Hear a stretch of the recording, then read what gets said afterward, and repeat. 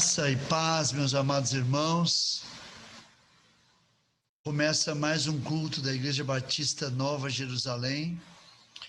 E hoje nós estamos fazendo, pelo menos por hora, o último culto online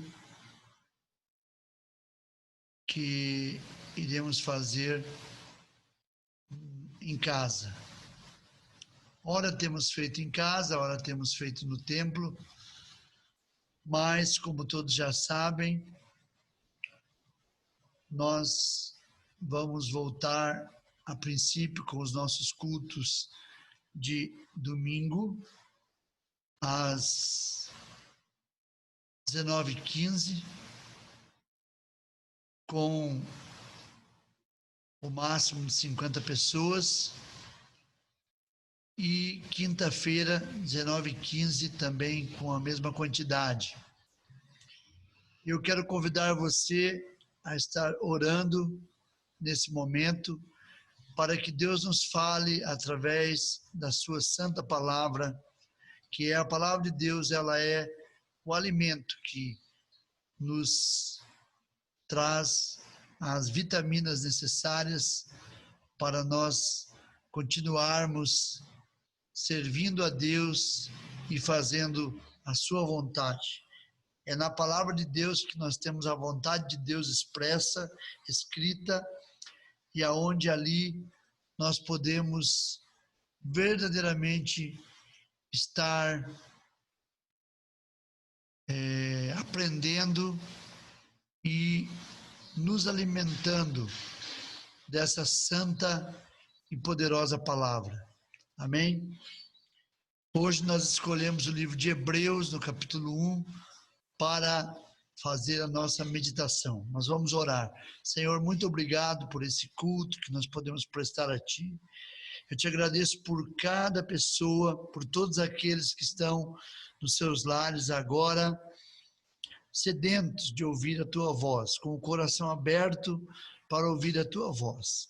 Fala conosco, fala ao meu coração, fala ao coração do Teu povo e de todo aquele que ainda não pertence à Tua igreja, que ainda não te aceitou como Senhor e Salvador, que o Senhor fale com ele também, fale com essas pessoas também, Pai, e traga esclarecimento da Tua palavra nesta noite, no nome santo de Jesus.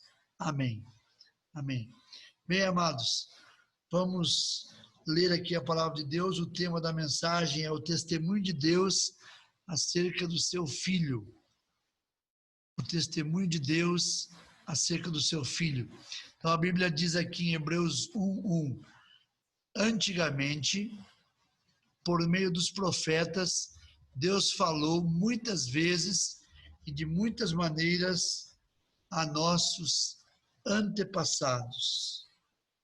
Se estivéssemos ou se entrevistássemos o escritor da carta aos Hebreus e perguntássemos quem é Jesus para ele, a resposta estaria com certeza nos versículos de 2 até o versículo 4, que diz assim: mas nesses últimos tempos ele nos falou por meio de seu Filho. Foi ele quem Deus escolheu para possuir todas as coisas, e foi por meio dele que Deus criou o universo. O Filho brilha com o brilho da glória de Deus e é a perfeita semelhança do próprio Deus. Ele sustenta o universo com a sua palavra poderosa e depois de ter purificado os seres humanos dos seus pecados, sentou-se no céu, do lado direito de Deus, o Todo-Poderoso. Assim, Deus fez com que o Filho fosse superior aos anjos e lhe deu um nome que é superior ao nome deles. Se pedíssemos que o escritor aos Hebreus apresentasse argumentos em favor das suas alegações acerca de Jesus, elas com certeza estariam expostas nos versículos de 6 a 14. A abordagem que faremos sobre a carta de Hebreus nesta noite será realizada levando em conta o texto e o seu contexto. Não ficaremos presos à divisão feita em capítulos e versículos. Antes, analisaremos acima de tudo o contexto e depois comentaremos alguns aspectos do texto. Esta abordagem é necessária para que possamos estabelecer, amados irmãos, um novo parâmetro de análise como subsídio ao comentário bíblico, diferente do que já fizemos ou já ouvimos a respeito de outras cartas, por exemplo, as cartas gerais ou as cartas paulinas. Então aqui no versículo 1, Hebreus 1:1. A ideia principal que estrutura a carta é a desenvolvida em uma única linha de raciocínio. Essa linha tem início no primeiro versículo da carta aos Hebreus. A ideia geral que dá estrutura à carta será nomeada de texto.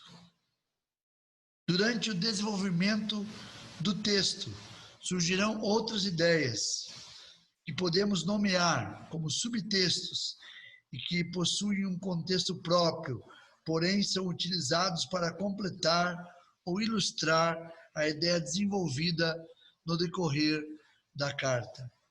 A ideia principal, geralmente, não depende dos subtextos para ser compreendida. Observe, o versículo 1 deste capítulo dá início ao texto da carta, porém, só é possível determinar o seu contexto quando da leitura do versículo 1 do capítulo 2. Só a leitura do capítulo não concede os elementos necessários para se determinar qual o contexto da carta. No capítulo 1, só é possível extrair declarações acerca da pessoa de Jesus. Tais declarações são completas em si mesmas, porém não lançam luz ao contexto da carta. Só é possível, então, determinar o contexto da carta quando da leitura também do capítulo 2, versículo 1.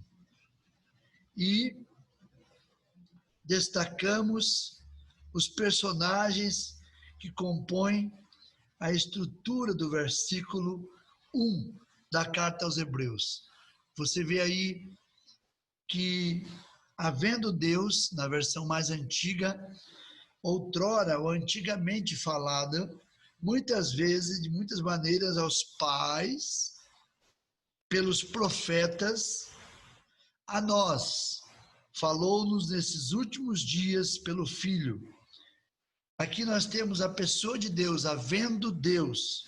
Deus, o escritor da carta aos Hebreus fala de Deus, aquele que se deu a conhecer a Moisés como o Eu Sou, lá em Êxodo 3, versículo 14, Yahvé ou Yahvé. Pais, refere-se ao povo de Deus que foi escolhido na pessoa de Abraão. Ou seja, pais, neste versículo, representam a árvore genealógica do povo de Israel. Depois fala profetas. Profetas eram homens e mulheres escolhidos por Deus, dentre os pais, para levar mensagens ao povo de Israel. Depois fala de nós. Referem-se aos cristãos, aqueles que ouviram a palavra de Cristo e o aceitaram como Senhor e como Salvador.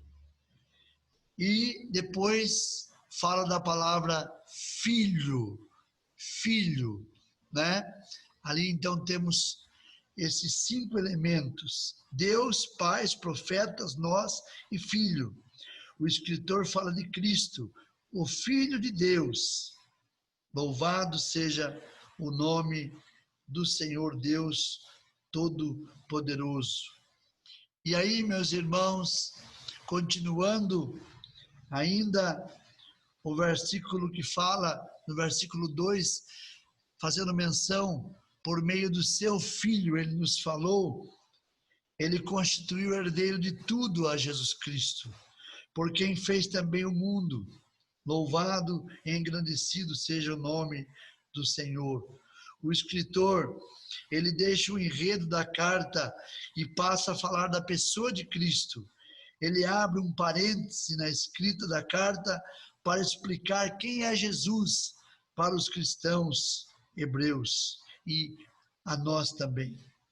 Se, portanto, entrevistássemos o escritor da carta aos Hebreus e perguntássemos quem é Jesus, a resposta estaria nesses versículos de 2 a 4, como já dissemos. Louvado seja Deus. E se pedíssemos que o escritor apresentasse argumentos para justificar o que ele diz nos versículos de 2 a 4, nós podemos citar dos versículos 6 a 14. O escritor, então, ele apresenta 9 declarações sobre a pessoa de Jesus, ou esse nome maravilhoso, essa pessoa maravilhosa, aonde nós entregamos a nossa vida, aonde nós depositamos a nossa vida, e tantas pessoas têm deixado Jesus por qualquer coisa, amados.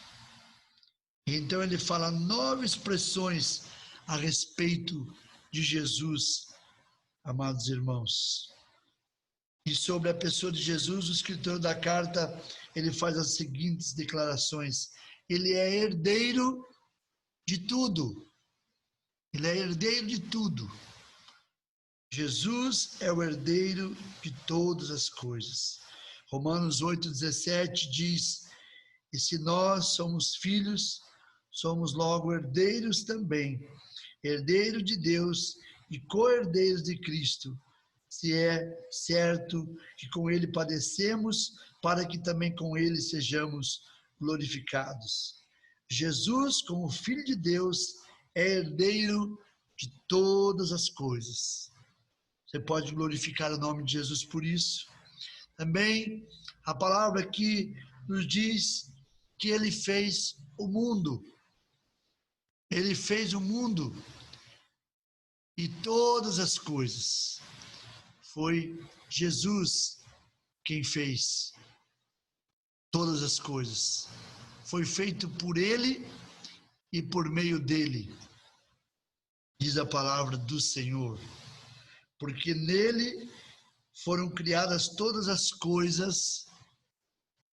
Eu quero compartilhar com você aqui Colossenses 1, versículo 16.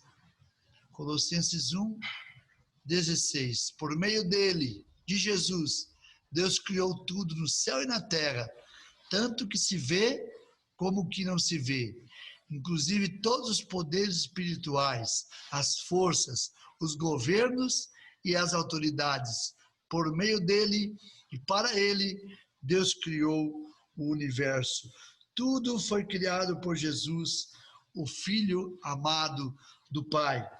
Quero também ler com você Tito, capítulo 2, versículo 13. Pois o autor aos Hebreus diz, ele é o resplendor da glória de Deus. Eu leio com você agora Tito, capítulo 2, versículo 13. Meu amado irmão, que assim nos diz, enquanto ficamos esperando o dia feliz em que aparecerá a glória do nosso grande Deus e Salvador, Jesus Cristo. Aliás, exatamente, ele é o resplendor da glória de Deus. Jesus é o resplendor da glória de Deus. A Bíblia também diz ali em Hebreus que ele é a expressa imagem de Deus.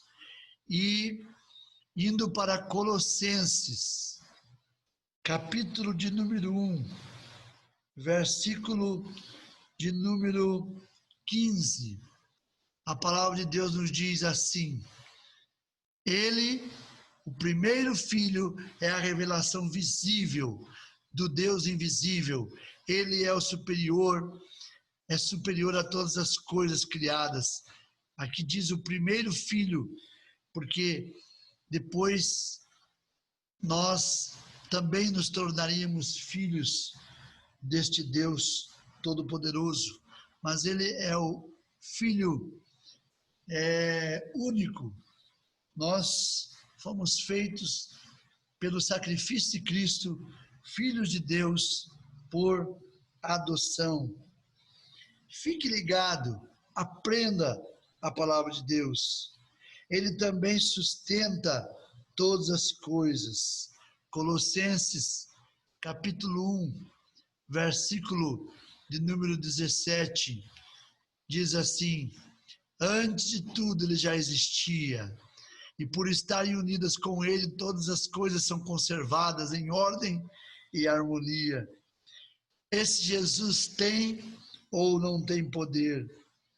Ele purificou os cristãos dos seus pecados. Isso tudo está em Hebreus e isso tudo também se confirma em outras partes da palavra do Senhor. Capítulo 1 de Colossenses, versículo de número 14. É Ele quem nos liberta e é por meio dele que os nossos pecados são perdoados. Grande é o Senhor, glorificado seja o nome do Pai, do Filho e do Espírito Santo.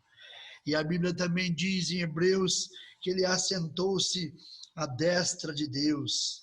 E eu quero convidar você a ler na primeira carta do apóstolo Pedro, no capítulo 3, versículo 22, que fala a respeito disso e confirma o que o autor aos Hebreus diz, que foi para o céu e está do lado direito de Deus, governando os anjos, as autoridades e os poderes do céu.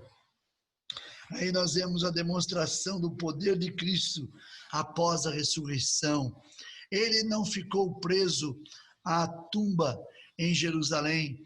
Ele ressuscitou e hoje ele está no céu, do lado direito de Deus, governando os anjos, autoridades e os poderes do céu.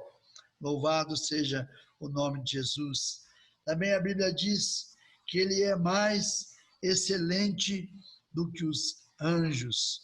O livro aos Hebreus diz isso, e Paulo, escrevendo aos Efésios, no capítulo 1, versículo de número 21, Efésios 1, 21, ele confirma o que nós estamos dizendo. Cristo reina sobre todos os governos celestiais, autoridades, forças e poderes. Ele tem um título que está acima de todos os títulos. Ele tem um nome que está acima de todos os nomes das autoridades que existem neste mundo e no mundo que há de vir.